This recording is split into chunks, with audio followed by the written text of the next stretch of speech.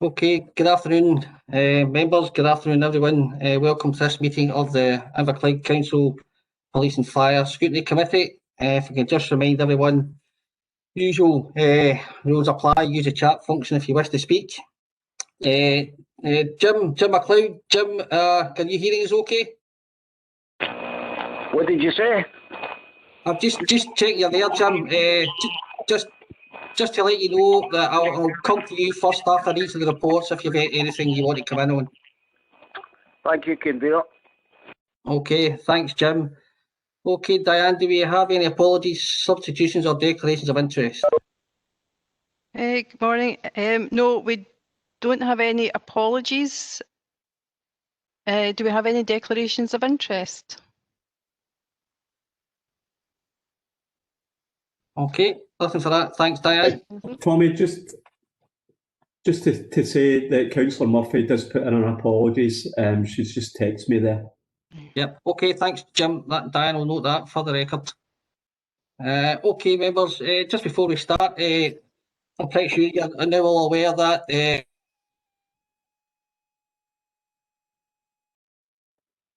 I think, but you'll probably also be aware that when Debbie came here in August 2018, she was the 5th area commander that we had in the current council in the 15 months, which certainly wasn't ideal. We certainly did need a degree of stability, and when Debbie arrived, not only did she bring stability, but she brought drive, determination, and enthusiasm as well, which was very welcome. And I think all of those qualities have shone through in the last 2 years or so, and I think there's no doubt that Debbie has made a positive impact on Inverclyde in her role as area commander. So, on behalf of the committee, Debbie, I would like, and the council, I'd like to formally thank you for all your efforts working here in Inverclyde. All the long hours and the long days and the 7-day weeks, the blood, sweat and tears are very much appreciated. We are disappointed to see you go. We wish you all the very best in your new role with Police Scotland. And you never know, come sometime in the future, you may be back here with us in a professional capacity once again. But thank you very much for all your time and effort, and we wish you all the best. Thanks very much, Chair. No, I really appreciate that. And as much as you might disagree, you might think I like being a centre of attention, I actually don't. So I get uncomfortable with this. But I have to say, the Scrutiny Committee in Inverclyde is, without a shadow of a doubt, it performs its role well. You do scrutinise to the extent that you should do. You scrutinise to the nth degree, and that keeps me on my toes, and quite rightly so. I enjoy the challenge, because if we're not getting it right, you absolutely tell us that we're not getting it right, and we need to make sure that we address local police and priorities. I want to thank everyone for their candour, for their cooperation, and for what is undoubtedly one of the best partnerships between police, local authority, fire service, and their colleagues in the National Health Service. And I will miss this forum.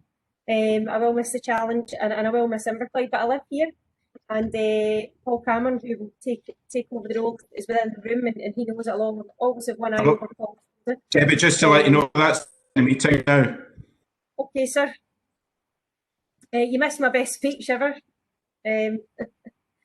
But no, thanks very much, everyone. I really appreciate your kind words, Chair, and thanks again.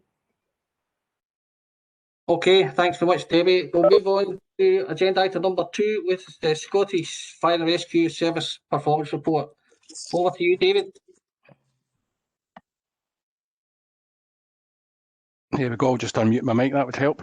Good afternoon, committee. Thanks, convener. Just before I start, and just to reiterate what you've said there, convener, the incidents recently across Inverclyde have been an absolute classic example of how well we've operated with our colleagues in Police Scotland and within the local authority. And with Debbie moving on, you know, we know the environment that we work in. People do move around the organisation. But I think what we've demonstrated across the division and across our area in terms of the fire services, that the relationships are there, you know, and the ability for us to trust each other. information, the ability for our colleagues in police and the local authority to have confidence that we can deploy quite quickly. And I think it's been really refreshing from a personal perspective to see how quickly our staff have worked with colleagues in police to get through what was quite a challenging time for everyone within Inverclyde. So and I know the area commander's on the call, I just place on record my thanks to Debbie, and I'm sure Paul will step into those shoes, and hopefully he'll see the relationships that have been born, not just since Debbie came in, but obviously over the last weeks and months. I think we've really strengthened our relationship with colleagues in Police Scotland. So thanks very much, Debbie. I appreciate your input. I know you've been very helpful, and I wish you well in the future. In terms of our performance, we've given you the Q2 report, and my two station commanders have given me quite a significant amount of information. So rather than talking to the report as such, I'll reference each page, and I'll give you a flavour of some of the stuff that's going on within Inverclyde in relation to each of these topics. So on page 4, you'll see your summary there, and a lot of the things are down. Fires, primary and secondary, are up. And I'll talk a wee bit about accidental dwelling fires, because we saw that in Q1 as well.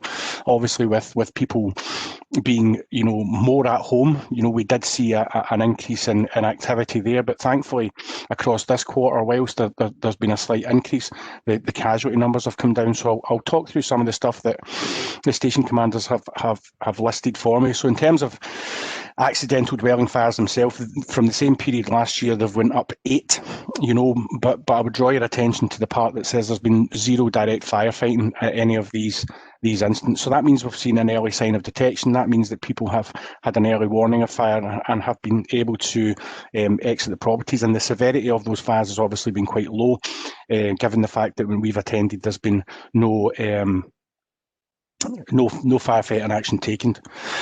So during this period, the community action team have looked at our 3 stations and looked at sort of our adult protection safeguarding processes. Nationally, after the spike in Q1, we had the national Make the Call campaign, which was done through social media, targeting high risk and vulnerable within a community, which was the key aim is to drive down those accidental dwelling fires and focusing on, the demographic of people that are over 50, maybe a smoker, maybe mobility issues, in receipt of medical oxygen, a chaotic lifestyle dependent on alcohol and drugs. So we really tried to focus in on members of the community to try and identify people that may be susceptible from fire. We had remote meetings with Riverclyde Homes, Oak Tree Housing, and the assist team within Inverclyde, and we were able to identify addresses and areas within the community to get that early intervention and hopefully prevent some of the accidental dwelling fires themselves. On page 6 of the report, in terms of you see the casualties, so whilst we've seen that increase in the same period last year in Q2, you can see that actually the casualties, and it was one that was provided first aid on scene, has come down to 1, which is obviously one more than we would like. But when you see the severity and that, it is pleasing to see that has come down, because that lets us know that we're getting detection in the right places, we're getting that early warning, and we're getting that early response from our teams.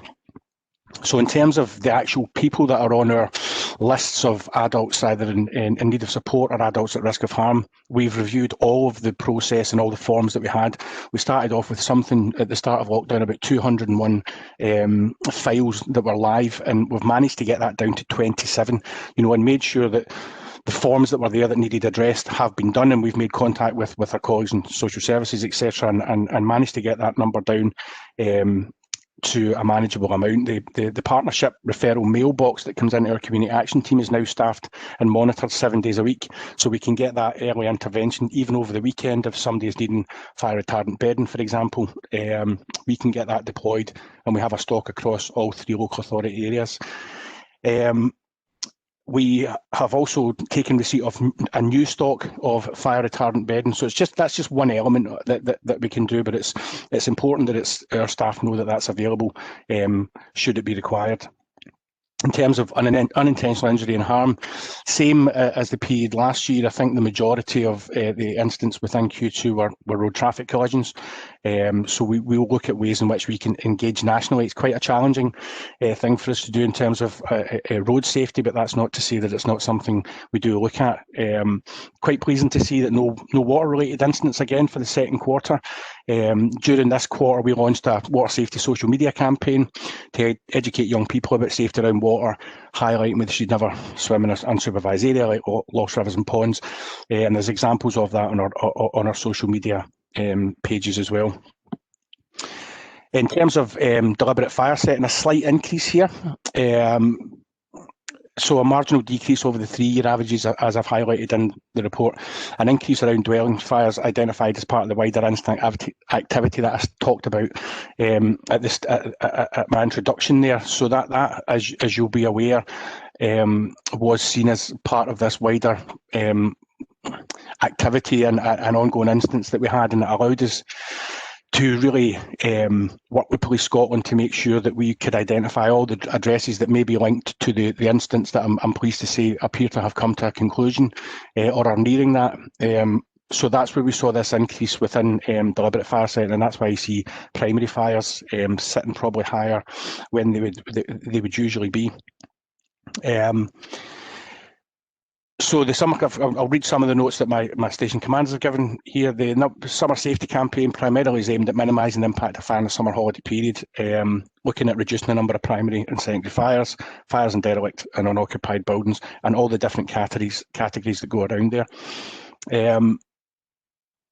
We've been attending antisocial behaviour meetings along with police, housing to discuss areas where we've had high reporting, and a mentoring call has been reconvened to support young people who we previously worked with pre-COVID-19. This has been very well received by education and social services in providing an avenue of options for young people. The 2 station commanders have also had Skype meetings with Riverclyde Homes, Police Scotland and the wardens to discuss ongoing addresses in the local area and presenting a problem to services. Assistant requested by Riverclyde Homes to carry out leaflet drops in Grosvenor Road area, following requests from concerned neighbour around fly tipping. So in terms of the deliberate fire setting, I suppose I can wrap that up by saying that our response to the coronavirus at the start allowed us to have a decision-making log. It allowed us to have a rolling contemporaneous log on a daily basis where our team would meet.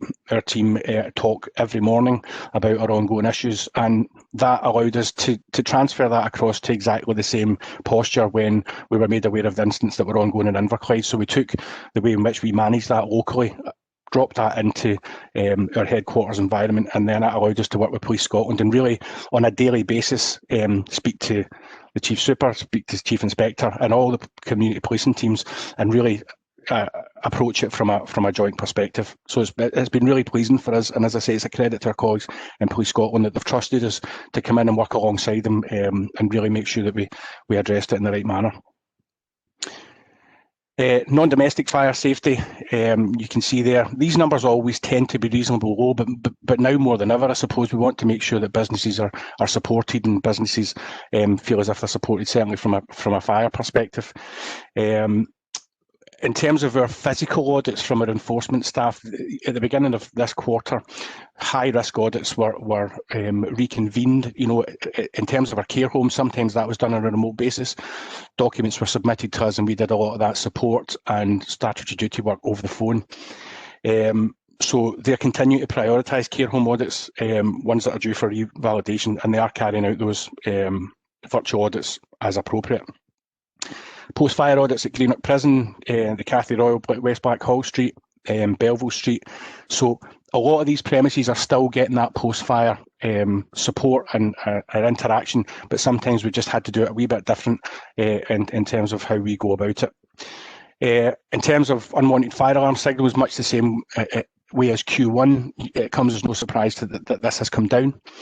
But the buildings that have been populated, you can see it's no coincidence that res care, education, both primary and secondary, still remain, 3 out of the 4, and then hospital at number 4. It's the buildings that have people in them that have these alarms. So they are, first and foremost, the alarms are doing their job.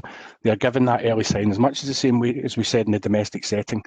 To give you some context about where I would like us to be in the future in terms of UFAS, and I will at some point look for support in this.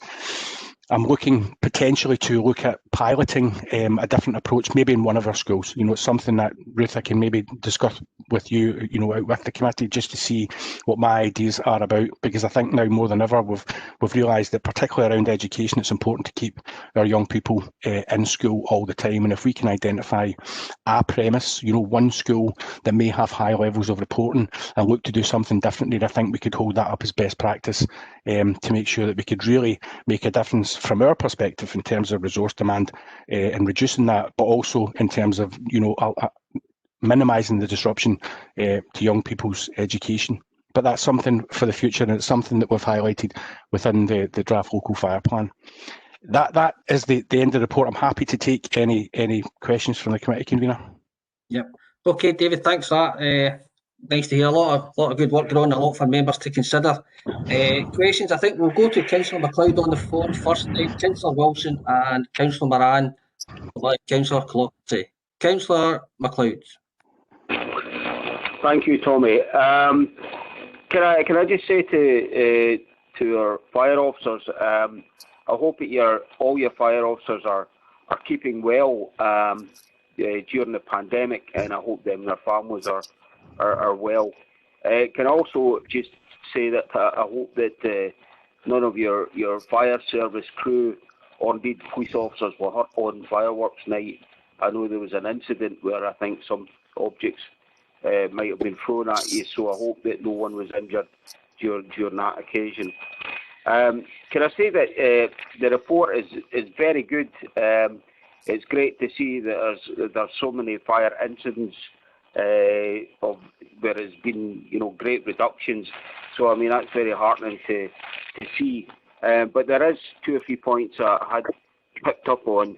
The first one being on page 3 itself, just in the general report. I was a wee bit disappointed to see that when it comes to deliberate fire setting, it does give a small reduction of 1%, but it's disappointing to see, particularly during the pandemic, when as if we haven't got enough honour plates, that there's still, you know, a number of deliberate fires being set by some people, and I imagine in many of the cases, if not most of the cases, it's perhaps young people that's being involved in this. Now, I know there's a lot of work goes on in education through the schools, both with the fire service and with the likes of CLD and the schools themselves, and trying to, you know, prevent this sort of thing from happening. But, you know, what is going wrong, or what do you perceive is going wrong? How are we not maybe reaching out to some of the young people that's been involved in this? Or, you know, is there any plans to alter the way we're reaching out to them or whatever? So that's my first question. Well, I just go on and ask the other 2 just now, Tommy. Yeah. Yeah, Jim, just give us the other 2, and David will address all 3 at once. So, okay. My next point was on page 4, and you alluded it to yourself about the increase in fires in primary and secondary. And I just wondered, you know, what maybe some of the reasons. I mean, I think you alluded to it when you said about there's more people staying at home just now. I just wonder, you know, obviously the people can get, you know, the fire service to go out and go over things in the house, you know, advising people and what they can do to minimise or to prevent fires from taking place in the house. And I imagine that a lot of that's all stopped now over the last 8 months. So I just wondered if that could have had any effect on this. So if you could perhaps answer that. And my last point was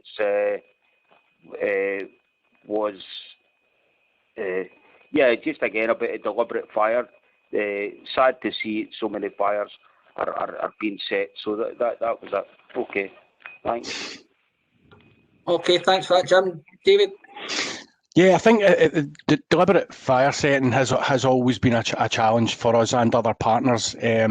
I think if I could offer a sort of historical view of this. I think, and I know there's a number of people around the table that have sat at these meetings. The multi-agency sort of task and coordinating approach historically was always about hotspots, and there's always going to be an element of that. And I think if we could potentially do something different in the future, it's really, rather than looking at that deficit-based approach, i.e. where's our issues, where's our challenges, and then deploying resources to it, it's really looking at more of a kind of positive spin on it, and looking at that sort of asset-based approach, who in our communities can actually have those conversations with them. I think with particular reference to this quarter, it has been skewed slightly because of the ongoing incidents that we've had within Inverclyde, but nevertheless, that's not going to take away from the fact that we do often have an issue with deliberate fire setting. In terms of youth engagement and young people, there is a schools programme which obviously, because of the current restrictions, has been limited. However, our community action team now have an online resource that they have issued. And I think Ian's on the call. Is that right, Ian? I'm sure that's Ian Hanley, sorry. Is that's been given to, but again, around the challenges of educating young people, it's getting that into the curriculum and encouraging people to utilise that resource. But hopefully when things get back to some sort of normality, along with our sort of seasonal action plans, that can be part of our engagement with young people. I'm always reluctant to say it's always young people, because I feel as if they get a hard time a lot of the time, but the reality is when we do see spikes in activity when schools aren't in. But no, it's something we can keep working on. In terms of the second question around the home fire safety visits, the high risk visits and those very high risk visits have continued to take place. Our crews have protocols in place to go and fit detectors, and I mentioned the fire retardant bedding. So those people that are either referred to us or we already have on the system as being assessed as high risk or very high risk will still get engagement. At the very least, they will get that support over the phone, but crews will deploy and fit detectors, whether it's a new detection system or whether it's to replace existing ones. So that facility is still available. I think that's probably been the challenge for ourselves and police, that we had to move very quickly to show how that we could still deliver business as usual and also keep our staff safe. I think the second wave, if you want to call it that, has been challenging, more challenging certainly for us than the first in terms of personnel having to isolate. But we've kept the appliances on the run. 3 out of our 4 RDS stations, that's the retained duty system, so Greenock, Gourock and Port Glasgow. Our area has the highest confidence levels in the Scottish Fire and Rescue Service. The area commander was pointed that out after a meeting the other day. So our retained duty staff have stepped up and made sure that the appliances that we have available at Gourock, at Greenock and Port Glasgow are available at 96% capacity at the moment. So it's a real credit to them that they've made themselves available to make sure that literally the wheels keep turning across Inverclyde. It's something that we should be quite proud of, actually. So yeah, it's that part has been a challenge for us, but just to give you some confidence, just because the restrictions are in place, schools engagement and engagement with people in their homes hasn't stopped. Okay, thanks, David. Do you hear that, Jim? Yeah, convener. It's very encouraging to hear that. I'm glad to hear that it's still ongoing work in both the schools and indeed in many people's homes. So that's very encouraging, and hopefully that will help sort things out. Okay. Thank you very much. Thanks very much. Thanks, Jim. Jim McNeil, sorry, Jim. Yeah, convener, thanks very much. And it was just to come back on to a couple of points that David had mentioned there. I think it is really, it's unprecedented times we've got, and we watch the statistics very, very closely in terms of anything that we start to see as a trend or something that emerges as a degree of kind of hotspot activity, and that implementation of partnership approach in terms of, we're starting to see that if there is an issue around deliberate fires, we're on top of it to see how quickly we can absolutely address that. David made a very valid point there, and the confidence levels and our operational staffing over the last number of months, as I've chatted through with police colleagues and council colleagues, we have maintained almost a full resilience foothold across the Inverclyde area for a number of months, and specifically just around the number of home fire safety visits. A really important thing, if you look at every operational incident we attend, we also invoke a thing called a post-domestic incident response. And that's a further reach out to probably complement our referral pathway, where we're actually engaging with people either side of that premise to see if we can get behind the door and see if we can actually provide that fire safety messaging.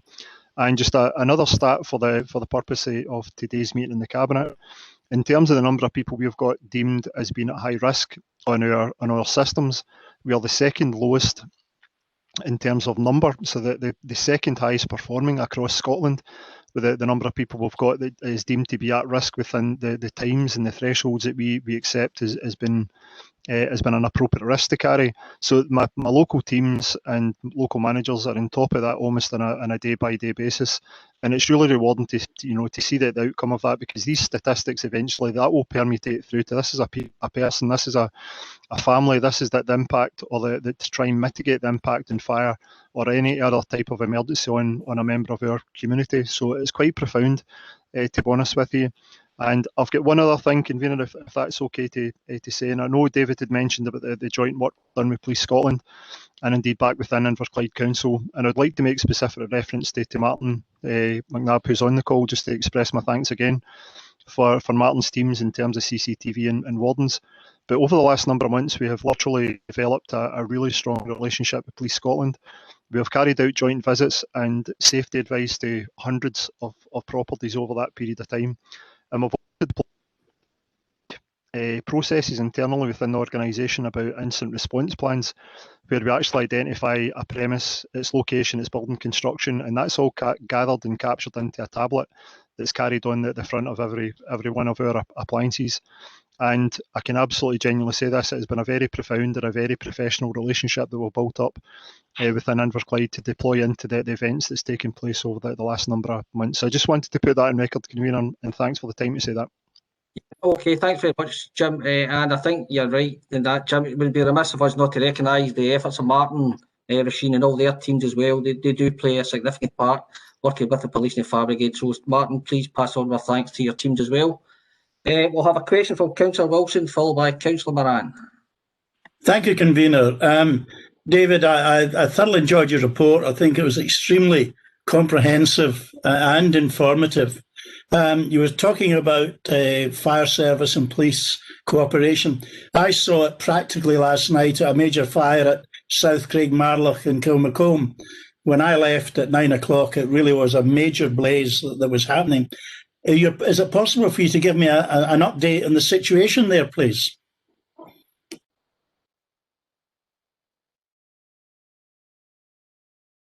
Councillor Wilson, I'm afraid I can't. I wasn't actually at that incident, but what I can do, if that's suitable for you, I can route a written response back to you through Hugh and Ian. Is that okay? I would expect you to know everything, David. I know we've had COP26 details this morning, and we've had we were on with the local authority at DBI. But I will speak to the incident commander personally, and I will get you an update. That displays a lack of priorities. Thank you very much for that. No problem at all. Thank you, David. Councillor Moran. I thank you, Greener. Just to confirm that the report contains all the data relating to the recent campaign that David had spoke about earlier on, about the firebombing campaign, basically. So all that data is in this report, just to confirm that. David?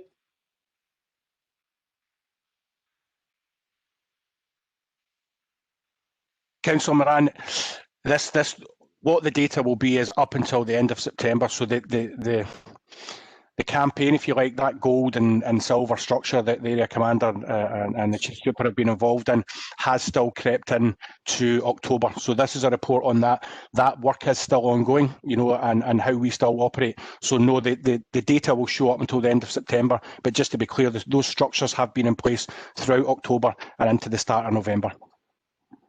Thank you. I've got another question, if that's all right. Yeah. We've seen a recent incident in Larkfield, the bonfire night, and the major incident it turned out to be. You were talking quite earlier on about the intelligence you share with police and other departments within the council. Was there no intelligence on that afternoon of the size of that bonfire and the potential for a real serious incident to develop? And did you not know about it until you actually attended the incident itself, which by all accounts was very, very serious? So was there no intelligence passed on to Scottish Fire, Rescue about the possibility of this being a major incident? Yeah, thanks for that question, Robert. That fires actually with our own period, but I understand your concerns and I certainly recognise them. And I think we maybe hear from David and Police Scotland and maybe Mark McNabb on that as well. David, would you like to go first? Yeah, I think that particular incident and the historical incidents within Larkfield is something that's always been a challenge for us.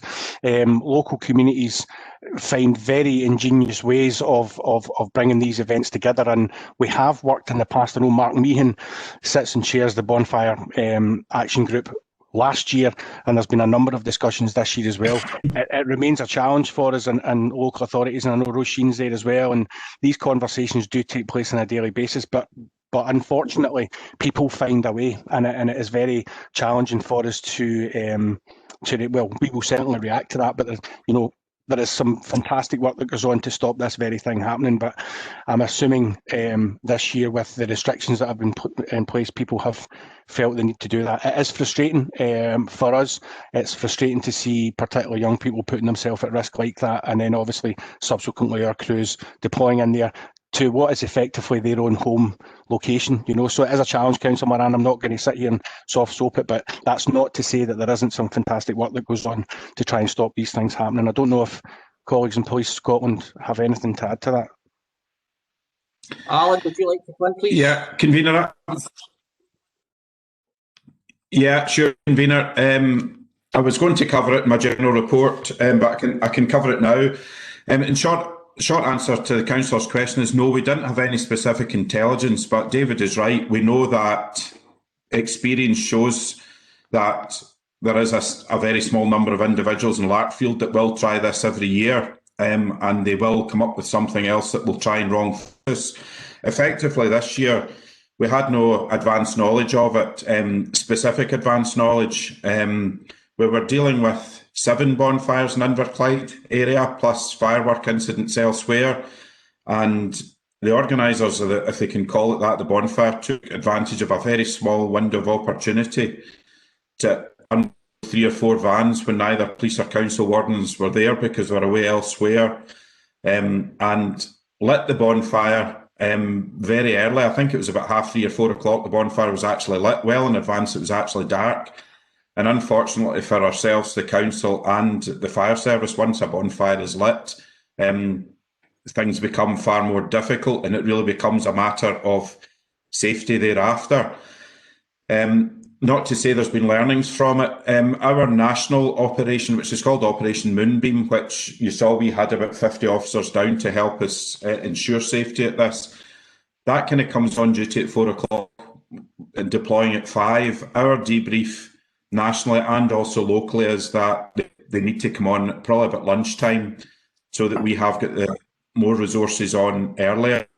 Probably would be speaking to the council about their capacity as well, but unfortunately, as soon as people start throwing missiles or a bonfire's lit, we cannot expect council employees to actually put themselves at more risk by actually trying to intervene. So it is a matter of us having more resources far earlier.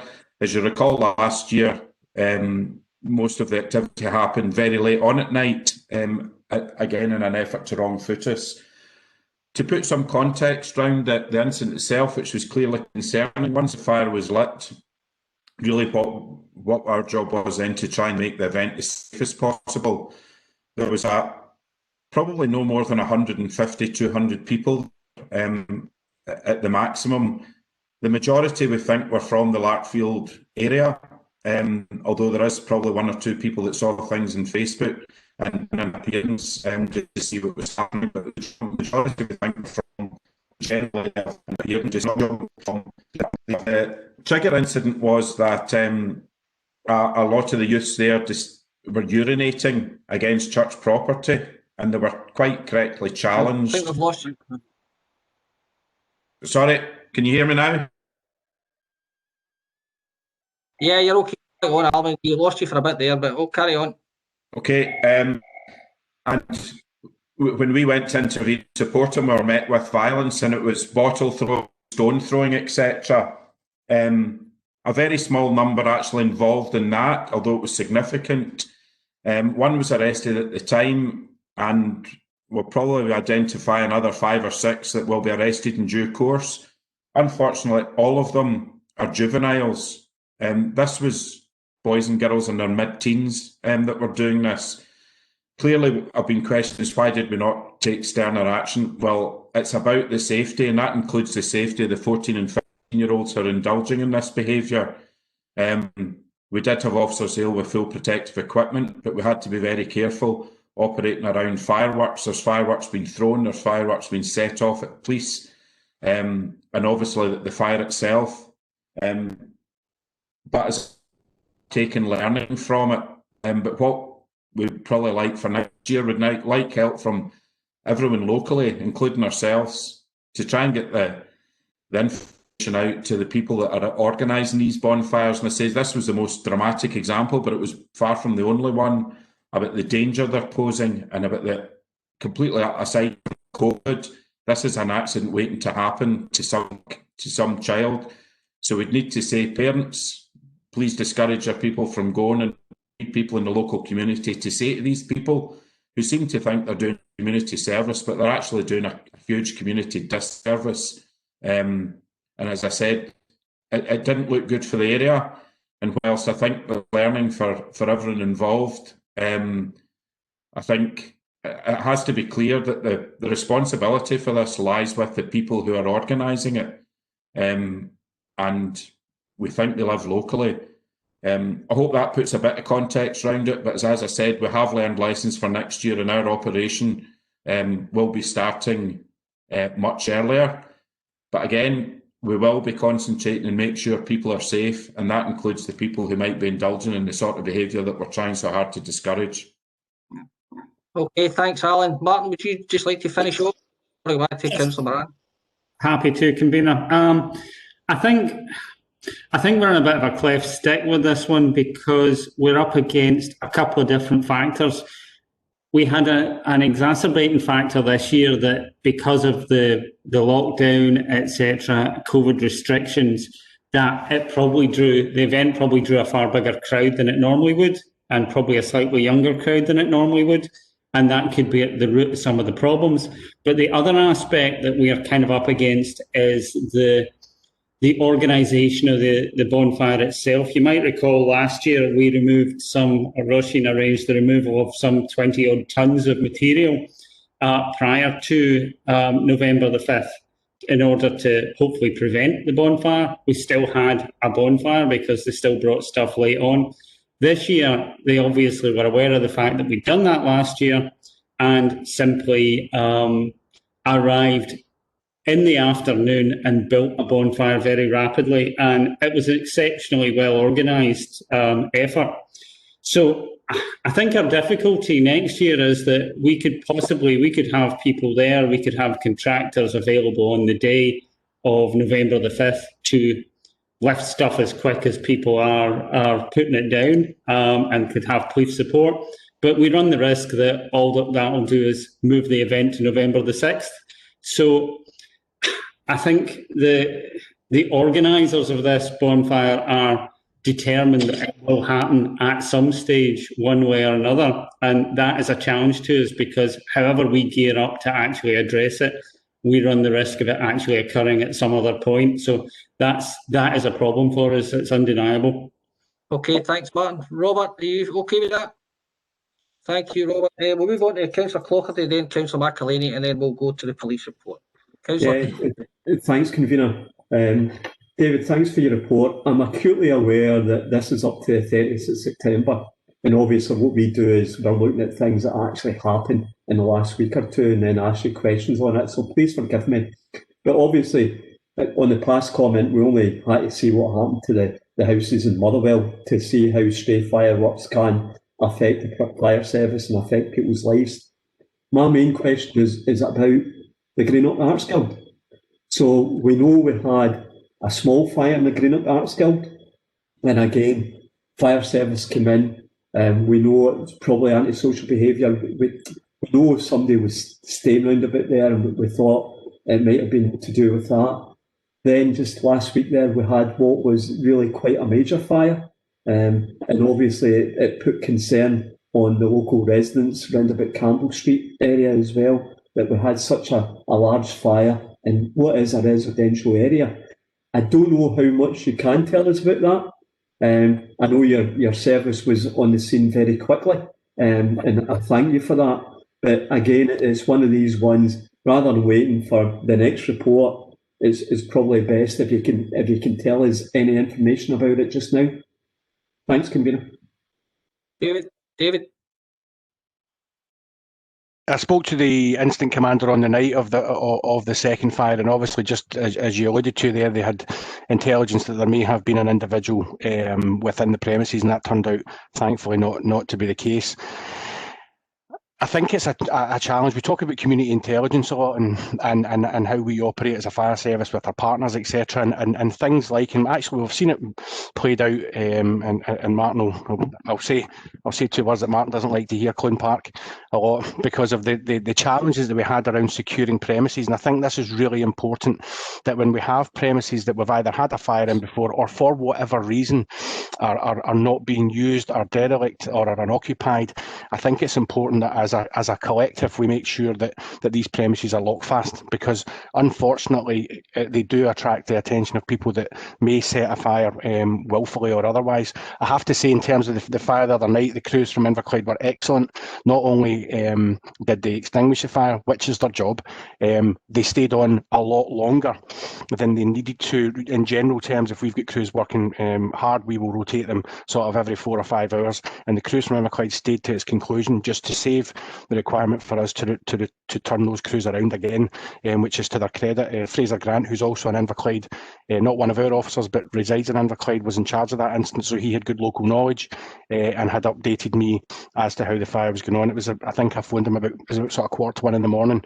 I was of the opinion that I was going to get sent down, but no, the crews down there did a fantastic job. But yeah, I think that's probably something that we need to get our crews to be a bit better about, is to make sure that if we've got premises like that they have good local intelligence on, and they see that they're not locked fast, that we can work with colleagues in the local authority and or the building owner to make sure that they remain locked and secure. Okay, thanks for that. Okay, Jim. Okay, that concludes the fire service report. Alan, is it yourself or is it Temporary Superintendent Riley that's delivering this? No, she's not Temporary Superintendent yet, Tommy. All right, okay. Can you hear me okay? Yeah, fine, carry on. Okay, before I get on to the meat of the report, just update the committee and some changes that have been made in the personnel. Clearly, you know that Debbie's gone. Unfortunately, that Debbie's performance was so good as an area commander, and I think she's certainly one of the best chief inspectors I've worked with in my nearly 30 years in police service, that unfortunately the end result of that was always going to be that she was going to get advancement from that. So very much regret that she can't be here for much longer, but I don't think anyone would grudge her the advancement that she clearly deserves. So a big personal thanks for me. Debbie's made my job far, far easier over the past 18 months than it might otherwise have been. So thank you very much indeed, Debbie. I genuinely appreciate it. One or two other changes: that Superintendent Davy Pettigrew has joined the senior management team. Davy's a very, very experienced local policing officer with corporate experience as well. He also spent his first few years in the police in what was then X Division, based at Greenock, both in uniform and the CID. He's currently on annual leave this week, as I am as well, hence the problems I'm having with WebEx, and I'm doing this from home. But I think Davy's a real bonus to have in the senior management team, and that local knowledge and previous investment he has in Inverclyde is going to be of great benefit, and we'll get Davy meeting as many of you as possible as soon as possible. Likewise, a word about Debbie's replacement, Paul Cameron.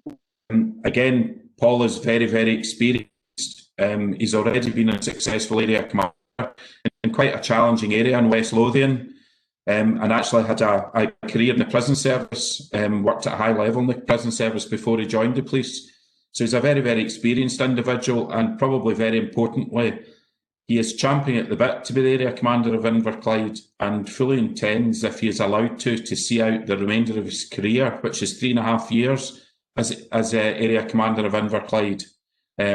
So again, you'll get to meet Paul.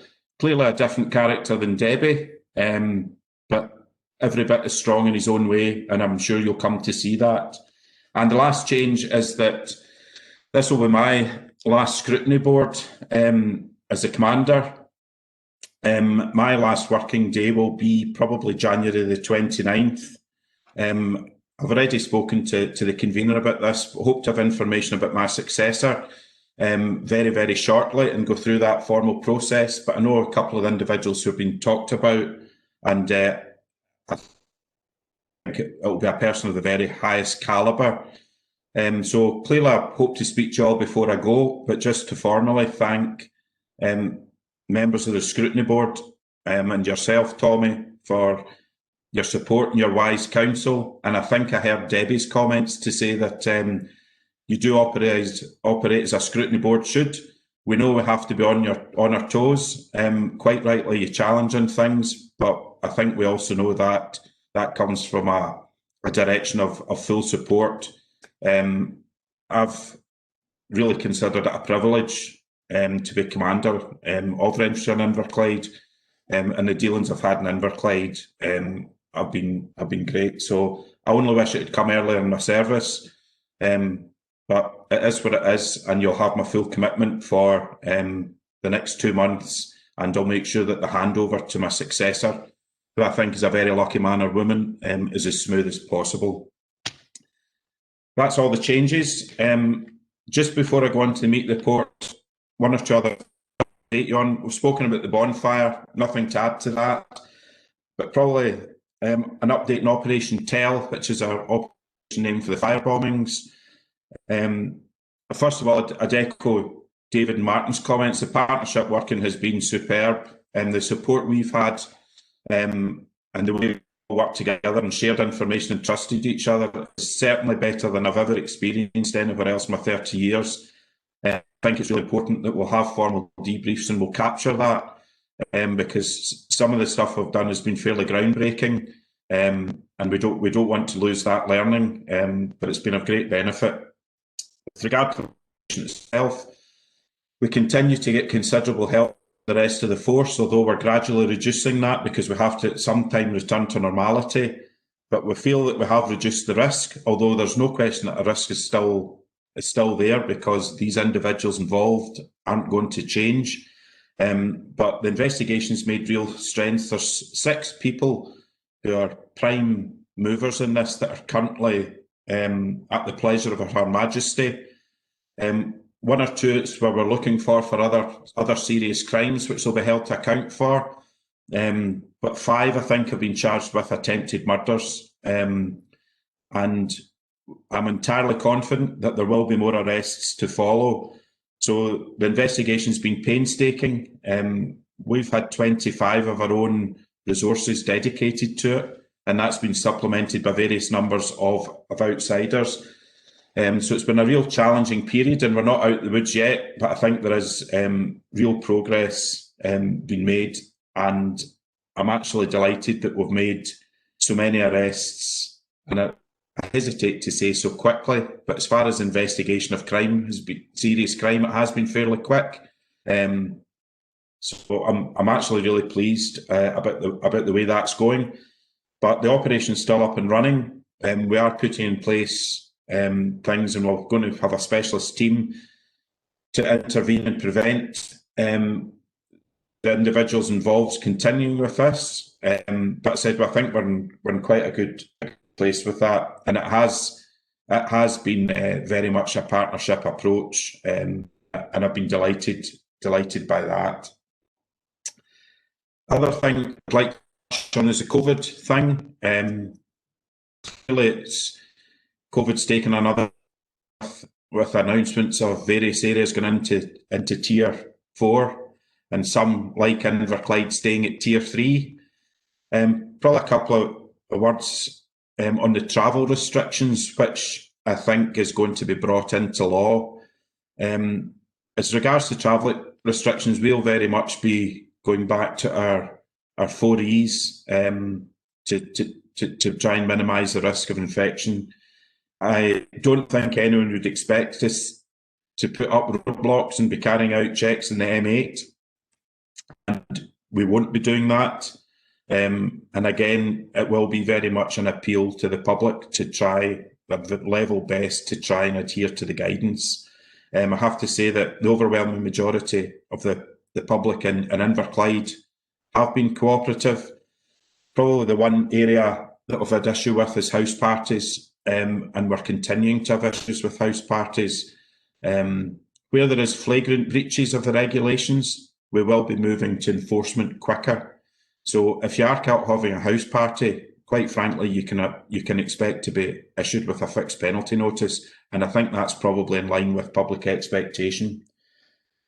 Finally, probably the last thing I'd like to mention in COVID is a positive word about our licensees in the area.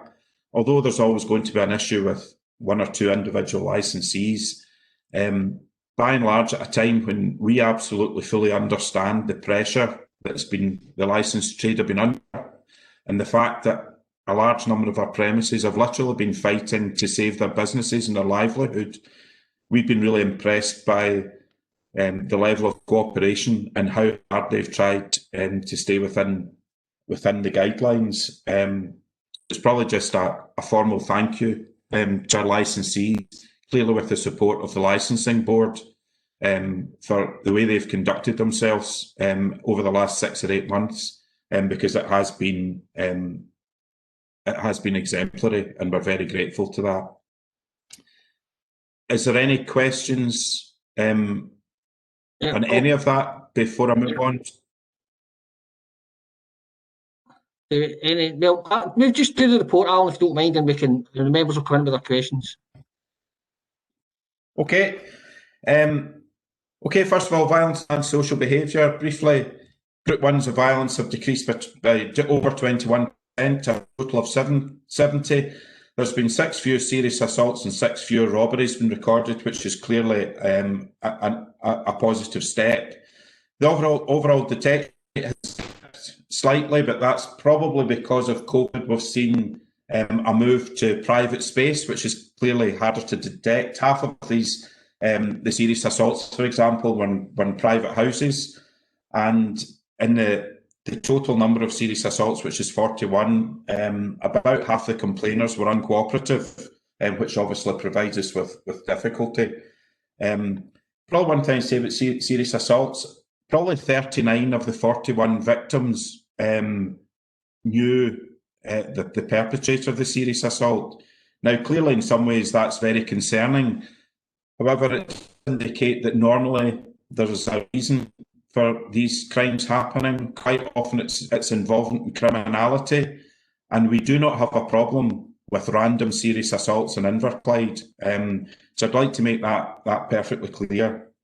A decrease of 7.2% common assaults, which is 26 fewer crimes, which is obviously positive, maybe not massively statistically significant, but certainly it's a step in the right direction. And probably I've noticed that 31% of these assaults have targeted emergency workers, mostly against the police, but not always. Clearly a big concern, and obviously to ambulance crews and to David crews, because they're still coming under attack as well.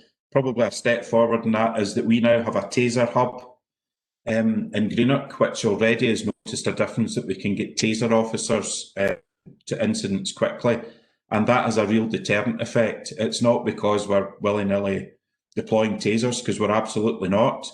But there is no question that people who might be minded to attack the police, when they see the taser, it does discourage them. So it's been a big step forward for policing in Inverclyde.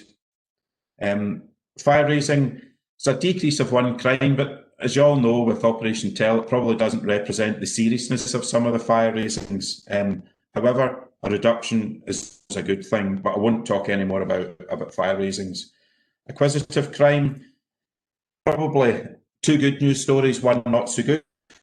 One, there's fewer shoplifting crimes, which I'd have to say is probably due to COVID, and a lot of the shops have been shut over the past 6 months. But the detection rate is very high indeed.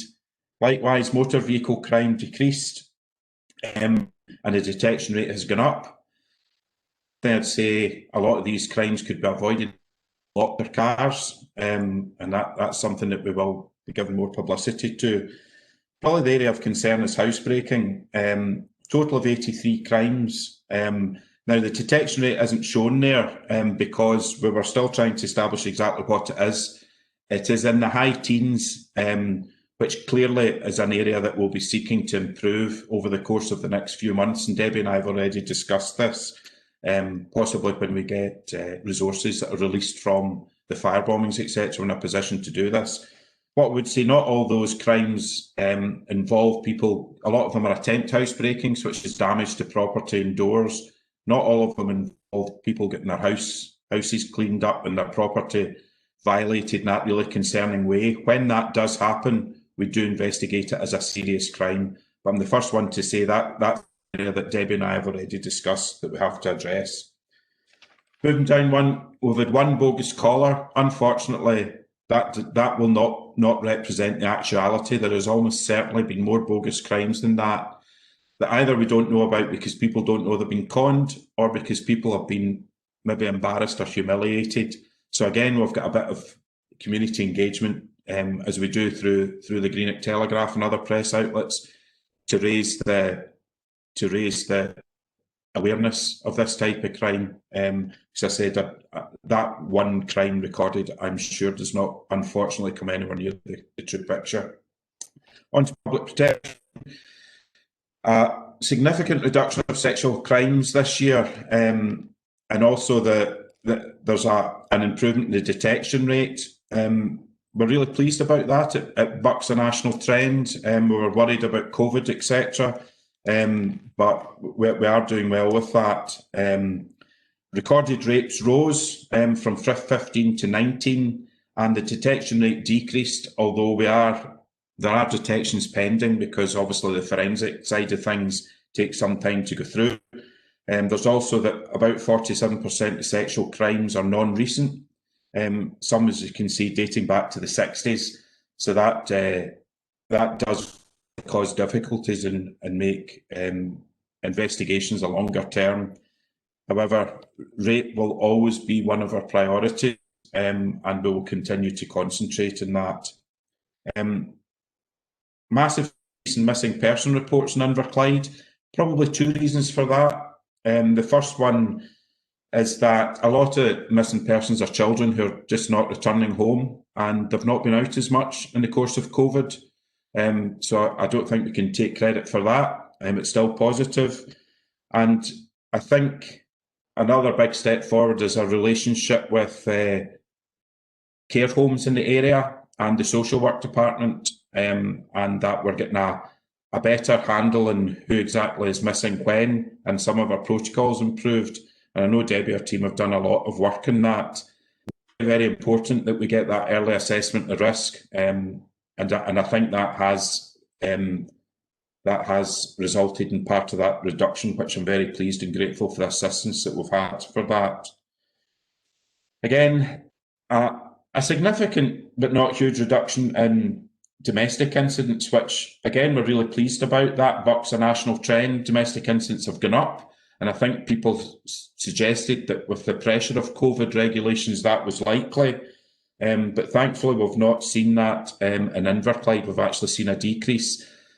We were worried that there was maybe a backlog of reporting, and that when children went back to school, for example, then we'd get the reports then, but that hasn't happened. So I'm confident that this is a real reduction. Again, there's been a lot of hard work in advance of COVID and during it with our partners in Inverclyde Council to make sure that we keep a close eye on this, and I think by and large we've succeeded. Of course, 459 incidents is still far, far too high, and again it will remain a focus going forward. 24 complaints against the police during this period. Again, we're back in a trend in Renfrewshire and Inverclyde in general, but including in Inverclyde, our complaints have gone down over the last 6 months, which I'm really pleased about because, as we'll see from one or two other items of the report, our level of proactivity which can sometimes result in complaints if it's not done sensitively and appropriately, has gone up. We've got one of the highest levels of stop search in Scotland, which is an agreed tactic between I to combat particularly some of the serious and organised criminals who are dealing in drugs, and also the number of vehicles that we're stopping, again connected with organised crime.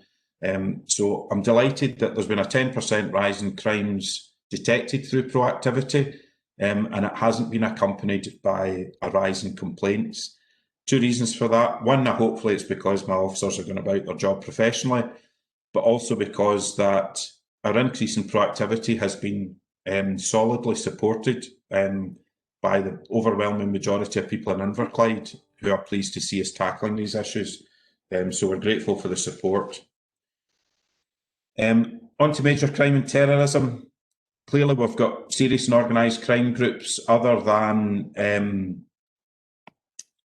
the fire bombings and the ones involved in that are presenting a risk. Unfortunately, we haven't been able to put the resources into that over the past 2 or 3 months that we'd like to, but we've made a significant impact into drug dealing, particularly that based in one or two of the areas that traditionally have been a problem in Inverclyde, and we're happy with the progress. There has been a reduction in the detections for drug supply. However, we're happy that we've got a lot of good arrests for the right level of people, and part of that probably is due to a tailing off in the last 2 or 3 months when practically all our spare, if that's the right word, resources have been concentrating the fire bombings in Inverclyde. Going on to cyber crimes, this is an area that's ever increasing. A lot of the sexual crimes have been done online, a lot of fraud, etc. There's things in the pipeline, technical assistance and also training. The increase in cyber crimes in Inverclyde has been reflected across the country. If I'm being honest, I think it will take a few months for us to catch up with what's going on, but I'm confident that the force is going in the right direction. Road safety and road crime, as I said, there a big increase in offences for disqualified driving, licence offences, insurance and drink driving.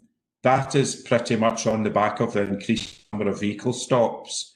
Cops in Inverclyde are sometimes stopping as many as 15 to 20 cars a night. They are targeted,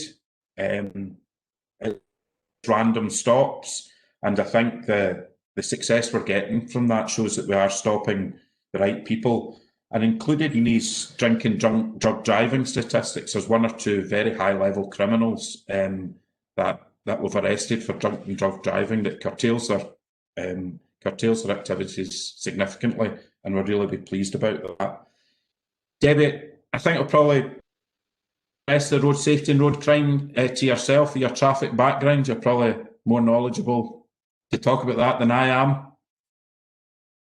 Yes, of course. There's not really much to add, sir. The figures speak for themselves. Whilst we've had a fatality here, there were circumstances in relation to that whereby there's no blame attributed to the driver or there's any issues with the road engineering. And actually, we'll probably record another fatality. It was fairly minor crash on the A78 a couple of weeks ago, and as a result of underlying health conditions, sadly, a person died as a result of that. So that will be recorded as a road death, but again, there's circumstances behind that. No, really just wanted to add that there is a new road policing inspector. Prior to me moving, we've had a conversation about the expectations of road policing. Chief Inspector Kramer knows that as well, and he has committed his resources to Inverclyde as they have done over the past few months, but even more so, and we're going to undertake a number of road safety action plans, and that includes tackling antisocial behaviour. We've already had an action plan and we've issued antisocial behaviour orders for drivers, and road policing intend to continue in that similar vein and assist us to try and tackle some of these issues. And that's probably all I'd want to add about road safety, but again, open to any questions. Okay, thanks for that, Debbie. Probably, Convener, if I can just add one thing in conclusion. I think, especially during COVID, there's probably and some of the issues that we've had to jointly deal with in Inverclyde has maybe allowed some individuals to paint an inaccurate picture of Inverclyde. Clearly, I've had conversations with yourself about this, and the leader of the council as well, and the chief executive. I suppose, unfortunately, in a way, we've got a local paper that's white that gives us coverage and gives us a lot of help with regards to crime and identifying criminals, and we're very grateful for that. I suppose the downside is that, especially during COVID, when there's not a lot else going on, it can probably give the impression that Inverclyde's got a very high crime rate and it's not a safe place to live and work. We are aware of that, and as soon as we're able to, we will start increasing our community engagement in a way that we've not been able to during COVID, so that there's good news stories about the police engagement with partners and with the communities. But what I would like to say in my last scrutiny board is that, especially when you take into account the economic challenges the area has, Inverclyde does not have a notably high rate of serious crime. We've got detection rates that compare with any similar areas across Scotland, and there's actually a really good community spirit and atmosphere in Inverclyde, and it is a safe place to live and work. And I think it's right that I should stress that, because unfortunately, when the police are getting more airtime in the press than we maybe deserve, because there's not a lot else happening during COVID, then there's a chance that we can give a skewed view of Inverclyde, which certainly in my experience, I've known the area before I came here, of working here, is just not the case. So we're aware of the need locally to make sure that we continue to stress the fantastic groundbreaking partnership work we're doing, and the fact that our efforts to prevent and detect crime collectively are actually working, and it is an area that people should feel safe and encouraged to come and live and work. So that was really a bit of context at the end. And other than that, I'm happy to take any questions. I'm not seeing the chat. I'm not sure why, so there'll need to be verbal questions through yourself, convener. Yeah, okay. Thanks very much for that summary, Alan and David. Just before, a couple of questions to come, but Alan, I have to confess, I was quite surprised when I read your email about retiring. I thought it was further on in the year, but obviously not. But we would, on behalf of the committee again and the council, thank you for your service to Inverclyde in the last couple of years, and wish you a happy retirement. I do know a temporary superintendent who would make a really good chief superintendent for Inverclyde. So if you maybe want to have a wee bit of the chief constable, you can let us know about that one. But just should be a long-term plan. Okay, thanks. Just a couple of things on David Wagstaff. Please pass on your thanks to David and his team. I know they've done a lot of work in the last few months, and we do appreciate it, and please, well, thanks for that. Similarly, I echo your comments about the licensees who have worked hard. Maybe a shaky start, but they've really come on board and they're doing everything they can.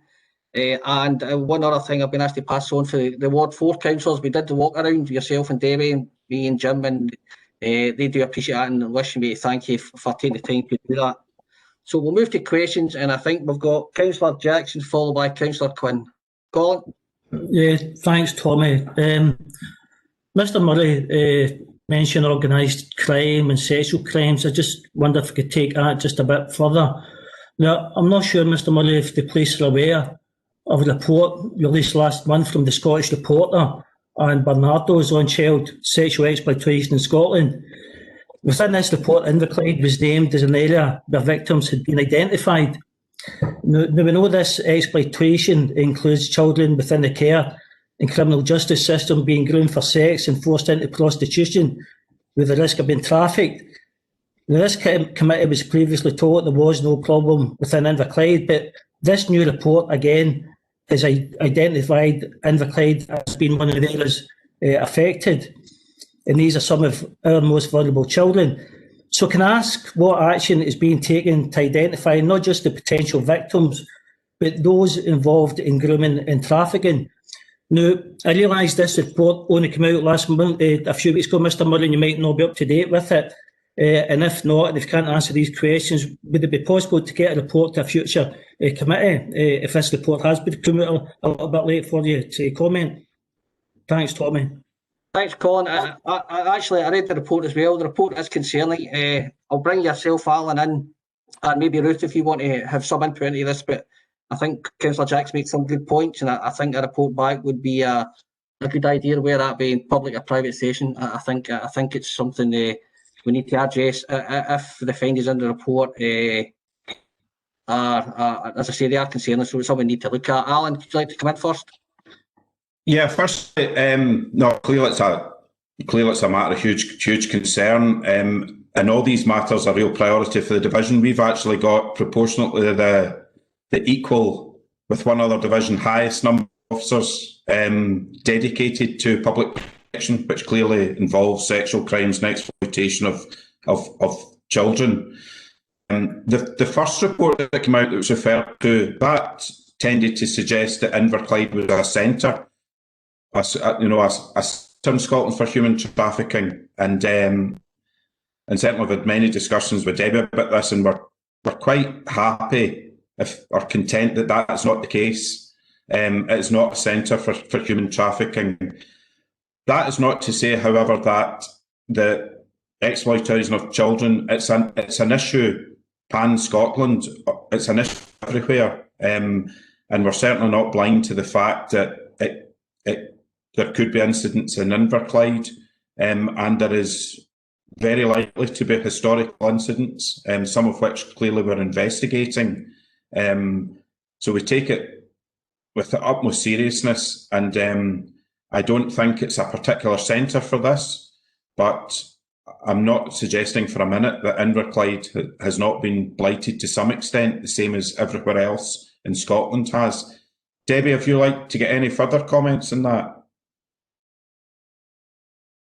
Yeah, probably I'd really like to see the report first and foremost, as you said, sir, and it's something that I would speak to my colleagues within Public Protection Unit for further comment, but I do acknowledge your concerns about the online exploitation of children. It's something that I've not been, I've highlighted before, both in social media. Mr Murray's commented on it in his commander's column, and we all know that there's vulnerabilities there, especially with online exploitation.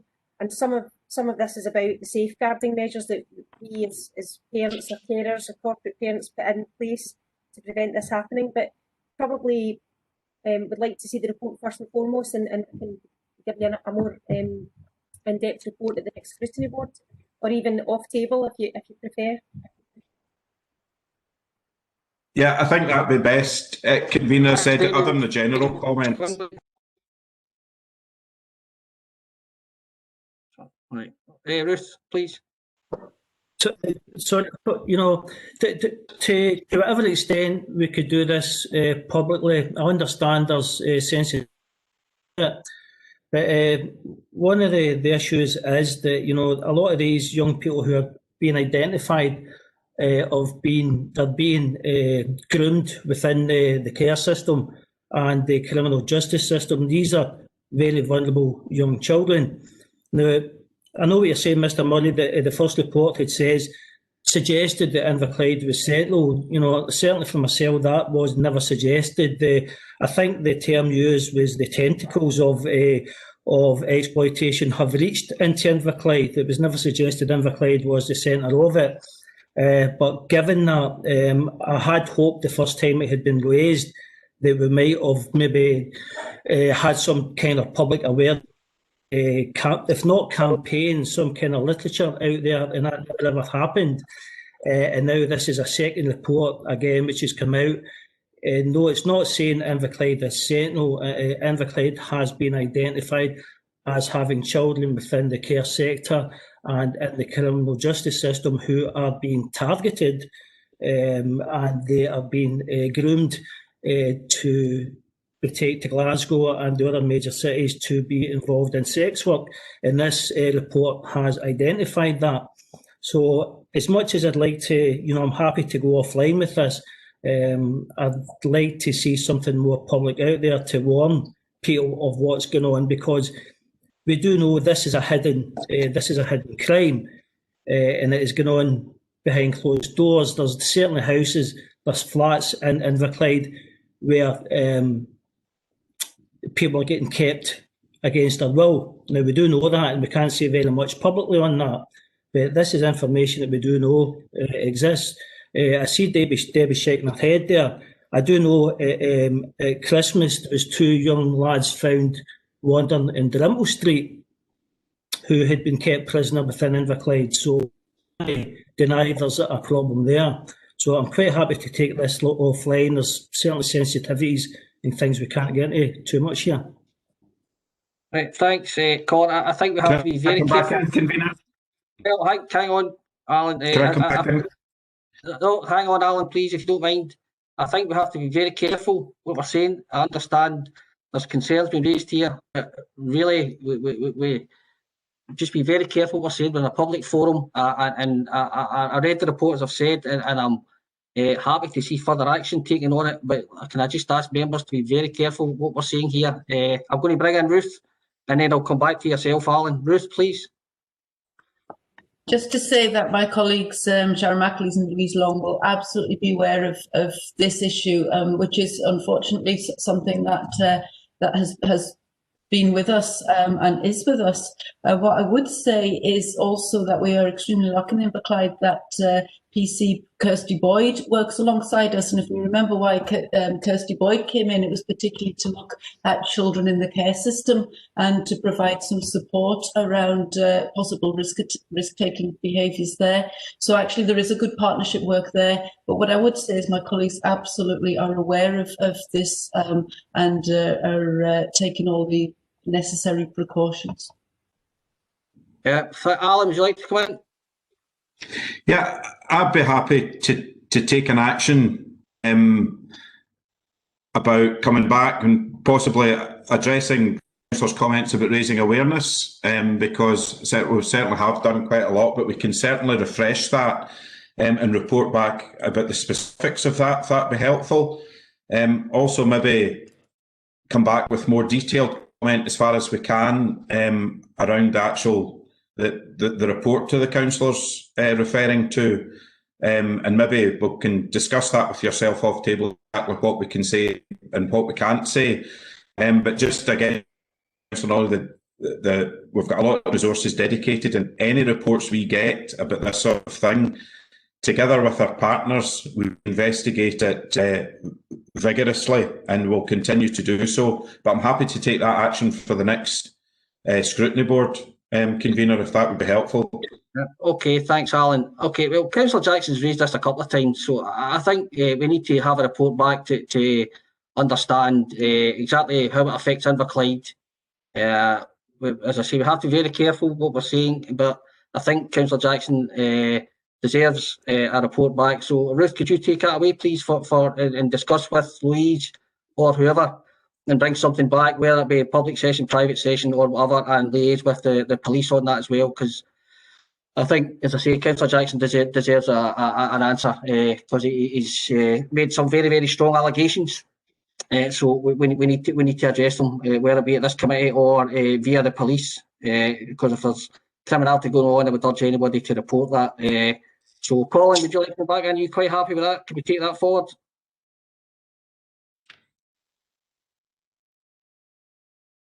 Sorry, Tommy. Yeah, I'm more than happy in that, and I'd like to thank Mr. Murray for his help on that, and I'm certainly look forward to maybe discussing this further. Thanks. Okay, thanks, Colin. Okay.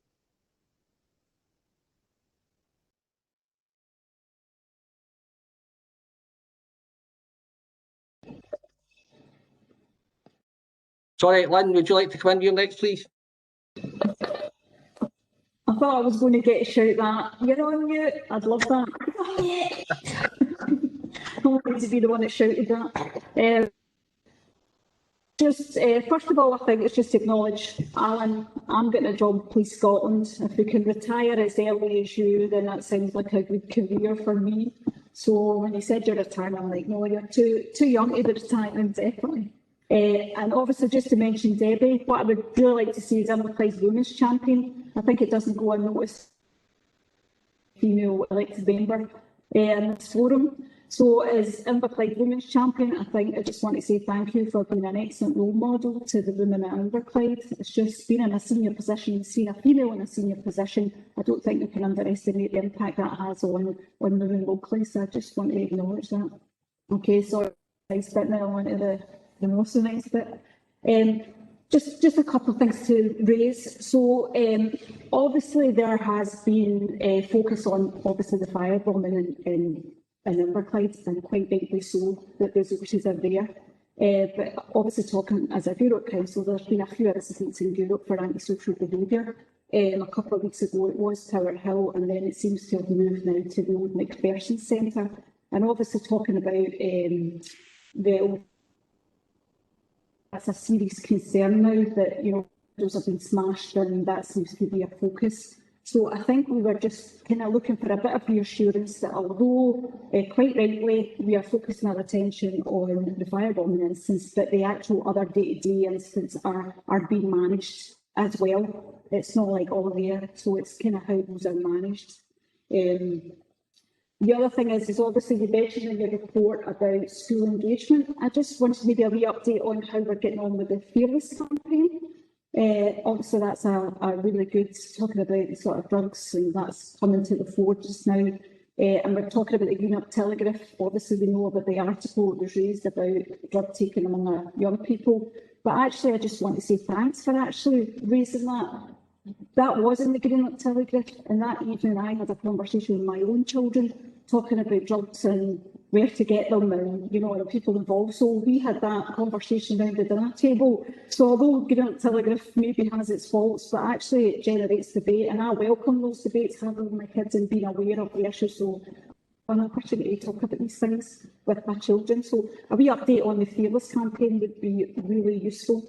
And also the last thing, I just want to actually say I'm happy retirement, and a thanks for everybody at Europe for PC Alistair McDonald. I think, you know, I couldn't let it go without actually publicly saying that. Alistair has been fantastic, you know, through his career, but obviously last year we were really lucky to have him for a number of years here in Europe, and he would always give up his time. Community events, he'd be there even if he was off duty. And he was known and well respected, and actually we've seen the fruits of labour that, and actually it just echoes that the benefits of having good community policing. I don't think we can underestimate the work that he done and the intelligence he gathered and things that he prevented. So I just want to mark that the people of Europe just want to wish him a happy retirement, and thanks very much.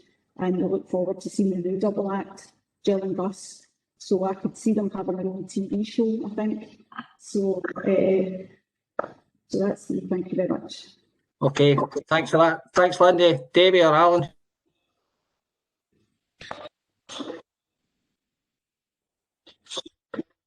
Sir, I'm happy to cover some of the Wynn's points if you'd rather.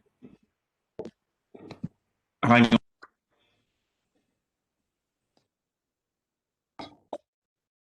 think that's me here now.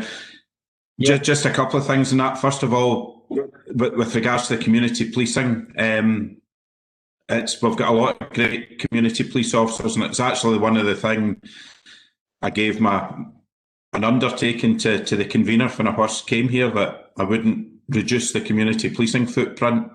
I never had any intentions of doing so, and I would wholly recommend to my successor that they maintain that community policing footprint, because we know how valuable it is to the community. And we've got, obviously you mentioned one outstanding example of community police officers, but we have several in Greenock. So that will be my clear advice to my successor, and I'm sure it'll be Debbie's clear advice. The other thing, just clarify my comments about the Greenock Telegraph. I think it's of huge benefit to the community to have a paper like the Telegraph that's so widely read. And it's certainly given us in the police opportunities that we don't have in other areas, where we don't have a strong local press. So I see that as being a really positive thing. Debbie, about the specific issues about Guruk and Fearless, if you could maybe address them. Yeah, of course.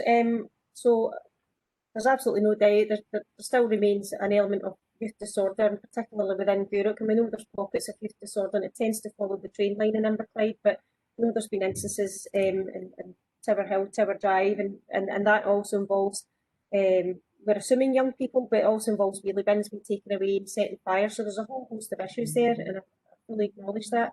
And I know we have worked closely with Hugh and his team about looking at working with the wardens and the level of community engagement. Just to give you an assurance that we still have that capacity to deal with youth disorder. We do have a weekend action plan with the community officers. So whilst we have had to dedicate resources to Operation Tell, we haven't taken the full community policing capacity dedicated to Tell. We do remain, we have a contingent that can deal with matters of disorder, and we do have a team that are going to be out this weekend to deal with that as well. And we spoke about some of the issues about how we engage with young people. It's not all about draconian measures, it's actually about engaging with them, speaking to them about risky behaviours and preventing crime. So it was just to give you an assurance that we haven't forgotten about that. It is very much still at play, and we have an action plan this weekend as well. In terms of Fearless, the Fearless campaign is pretty much an online campaign, because as we know and recognise that many of our young people will more often than not have their heads in tablets or phones. So the Fearless campaign is a bit different from Crime Stoppers, although it's an arm of Crime Stoppers. So we do have that footprint. Sergeant Lawson, who, as you know, is the local authority liaison officer, spoke to him this week about doing other work with Fearless in relation to a local project, which I'll not really go into much detail just now, and it involves a bit of sponsorship and having T-shirts with Fearless on it aligned to a certain project. So we do still work with them. Again, they were getting into the schools, but COVID's put a bit of a stop to that. We're continuing with engagement with schools, and I have to say Chief Inspector Paul Cameron will be taking part in a WebEx event with some of our young people, which I wish had happened while I was here, but it's not going to happen due to timings. But Paul's really looking forward to that, where we're asking the young people to ask us some of these difficult questions and address some of the real thorny issues, where they put us front and centre and explain to them why we do certain things, why we don't do certain things, and give them the respect that they deserve. So that's how we continue with our engagement with the schools as well. Okay, thanks for that, Debbie. Lynn, you okay with that? Yeah, thank you. Yep. Okay, thanks. Now I'm going to bring in, time's moving on, so I'm going to bring in Councillor MacLeod on the phone, and then Councillor Crowther, and then we'll move on to the next item. Jim, are you there? Yes, I'm still here, Tommy. Oh, do you have a question? Yes, I do indeed. It wouldn't be me if I didn't have one, would it? Alan, can I just, first of all, like everybody else, can I just wish you all the best in your retirement? You've served us very well in your time within the division. And also, again, to Debbie, congratulations on your promotion. And I wish you well in the future. And I look forward to working with you, Chief Inspector, when he starts. Can I just say, just like the fire report, it's a very good report. It shows there's been a lot of decreases in crimes committed, and also increase in detection across many areas, apart sadly from the detection in some of the, amongst drugs, albeit, as you said yourself, there's been some very good drug catches in recent months, which is very encouraging. So it is. I was a bit concerned about the increase in disorderly offences. I think it's a 46% increase, and then I would assume that many of that much of that is down to house parties, maybe youngsters, young people gathering in groups in some areas, and the likes of that. So hopefully we can try and prevent some of that happening going on with in the future with the pandemic. But I just wondered if perhaps some of the disorderly offences, has any of it, or has there been an increase because of it through any issues around mental health? Mental health's been spoken about quite often. Obviously, it's had an effect on a lot of people during the pandemic, and we hear and we read about it a lot. Well, having said that, though, I just recently, in the last couple of days, I asked the director of the Health Social Care Partnership if there's been increased referrals around mental health. And going by previous months in last year, there hasn't really been an increase. Sorry, that's my dog. You'll have to pardon for a sec. The doorbell's going, I can't answer it. But basically, her report shows that there hasn't been an increase in mental health referrals. So I just, oh God. So I just wondered if, you know, has some of the increase in disorder been down to anybody with mental health, and how is our police officers dealing with any cases of people with mental health problems? Right, okay, Jim, thanks for that. Davy? I could probably best answer that, convener, if that's okay. The first thing is the rise, that 46% rise is almost entirely down to the way we record fixed penalty notices given out for breaches of the COVID regulations. House parties is a good example, but all the fixed penalty notice comes under that disorder. The other thing was clearly mental health is clearly going to be an issue, but we have not noticed there hasn't been any particular increase in mental health calls. They're recorded under concern for the person rather than disorder, and we haven't noticed any increase. And indeed, force-wide, there's one or two pilots basically working with NHS 24 designed to make sure that people having a mental health incident or crisis are directed to agencies more equipped to deal with that than the police. And I'd expect that will make a big difference. And I have to say, that's not about us trying to avoid work, because people having mental health issues has always been and will continue to be a big part of policing. It's more designed to make sure that they get the right assistance. Quite often, that's a qualified mental health professional rather than a police officer doing their best with limited knowledge and training. But the short answer is no, we haven't locally seen any increase in mental health calls. Yeah. Okay, thanks, Alan. Okay, Jim, you okay with that? Yes, that's fine, thank you. Okay, is the dog okay with it? That answer? Thanks, Jim. Sorry, can I have Councillor Crowder and then we'll move on. John? Okay, so, thank you, convener.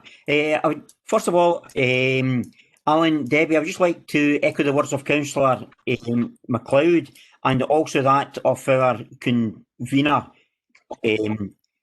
Councillor McVeigh.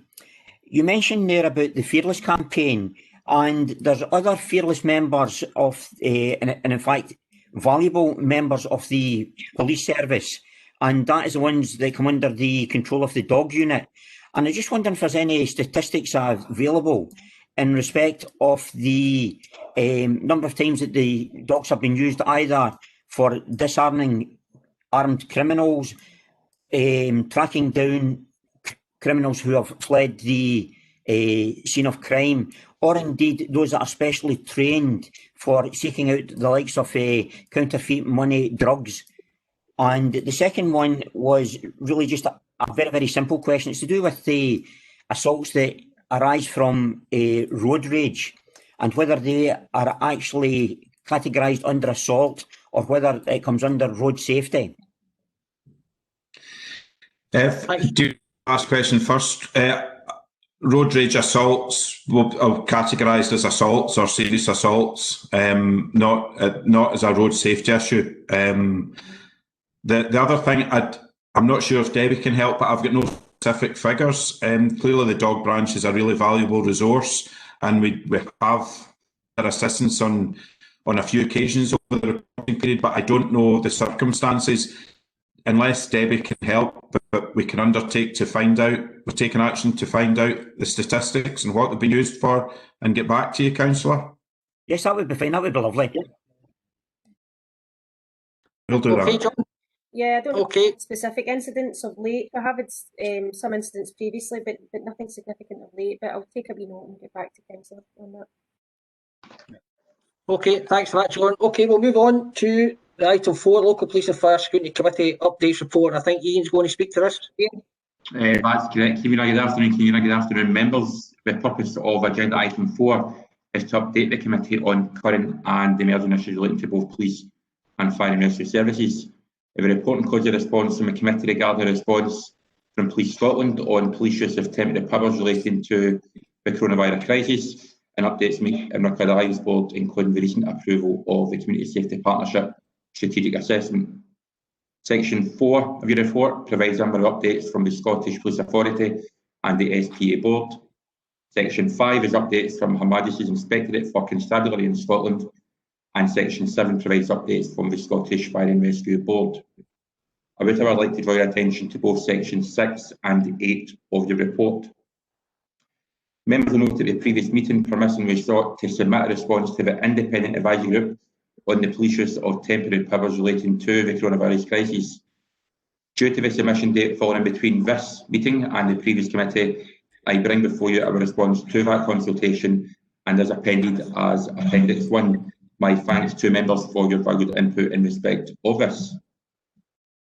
Subsequently, council officers were approached by the Scottish Police Authority to say that our consultation response had been received, and a question pertaining to the increase in police record disorder figures in Q1 of this year had been forwarded to Police Scotland.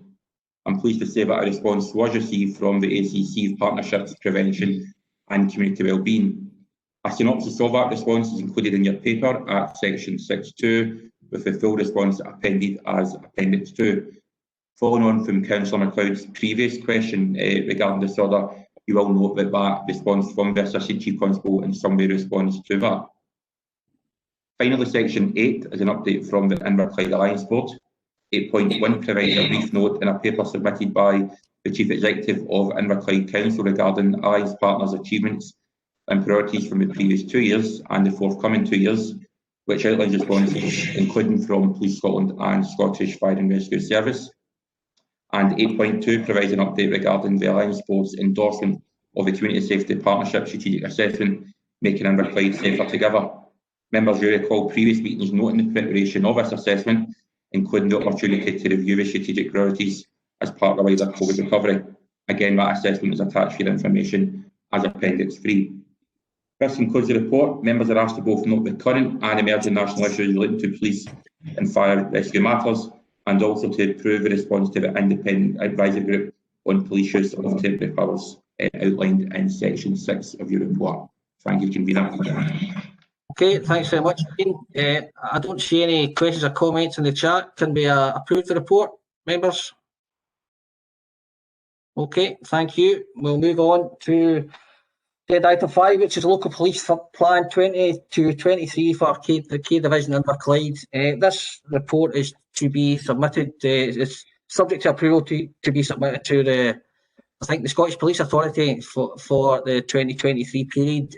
Does any members have any comments or questions, or can we approve the submission? Tommy, can I just ask a question? Yeah, certainly, Jim. Yeah. Just bear with me 1 second, just to find the relevant point I'd made.